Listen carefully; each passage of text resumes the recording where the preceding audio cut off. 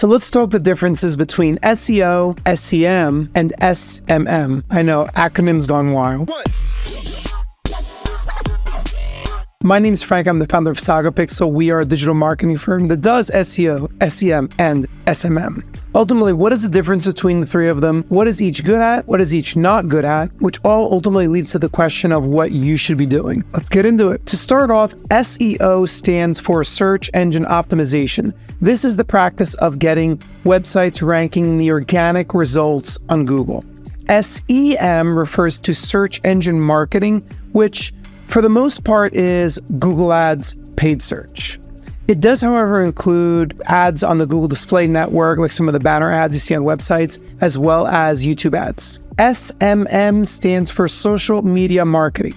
This is a little bit of an antiquated term at this point because really you have paid social and then you have organic social, but I guess the term SMM does get thrown around a little bit still. So what goes into each of these channels? Let's start with SEO. SEO really has three parts to it.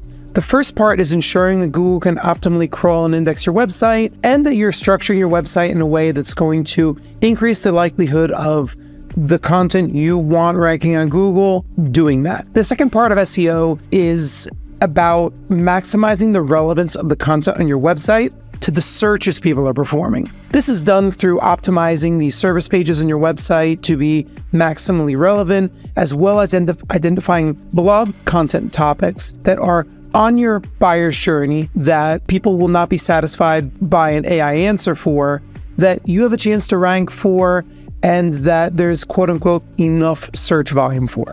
The third part of SEO is maximizing the authoritativeness and trustworthiness of your website, which really has three parts. The first one is topical authority. Google has identified your website as being the type of website that is a good resource for content about a specific topic. People seem to like what they find, they seem to engage with the stuff on your website, and Google's AI has identified at this point that you just have a lot of content about this topic that, again, people have engaged with. Just publishing stuff on there that nobody ever looks at, on the other hand, is counterproductive and can actually hurt your SEO. So make it engaging. The other half of this is backlinks. Google uses backlinks as part of its PageRank algorithm that determines the importance of specific pages on the internet. In other words, the third part of SEO also includes getting links from other websites. What goes into SEM? SEM is really about structuring Google Ads accounts that are going to target the types of queries that your target consumer is Googling and looking for online to purchase or to get information about, while avoiding putting those ads in front of the wrong people at the wrong time. Like I mentioned earlier, you have the paid search ads that are the ads that show up at the top of the search results when someone performs a search. You have YouTube ads that show up in the pre-roll before somebody watches a video. As you're scrolling through the YouTube results, you'll also see that some videos do pop up in there. That is also part of SEM on the Google Ads platform. And you also have the Google Display Network, which are basically spaces for banner ads that people have allowed Google to place on their website. Lastly, SMM, what goes into it? You basically have two parts, paid social and organic social. I would argue that SMM, social media marketing, is the most complex of the three marketing channels that we're discussing here. So on the paid social side of SMM, of social media marketing, you have these platforms that know all kinds of stuff about its users. Facebook/Instagram is the one that seems to have the best information. Twitter has some, so does TikTok, but ultimately Facebook, Meta overall, is the company that has the most data to put your ads in front of the people that it knows are likely to purchase it or convert or do whatever it is that you want them to do. On the organic side of social media marketing, you have these different platforms that do very different things. This is something that a lot of people just don't get about social media. You can, if you want, divide them into two categories: discovery platforms and engagement platforms. The discovery platforms are the types of platforms where most of the content that people see is stuff from accounts that they've never seen before. TikTok, for example, if you go to your For You page, most of the stuff that will show up in your feed is stuff that is from accounts that you've never seen before.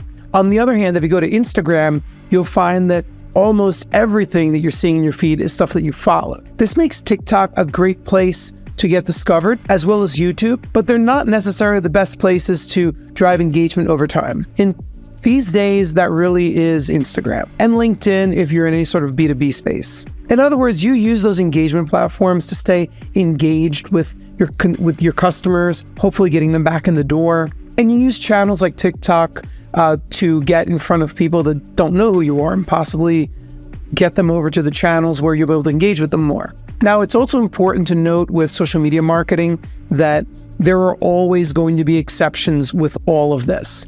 I would add, like, Facebook groups, for example, are great for engagement, but your company's Facebook page, it's really hard to get that to really drive an ROI these days. I mean, it's not 2009 anymore.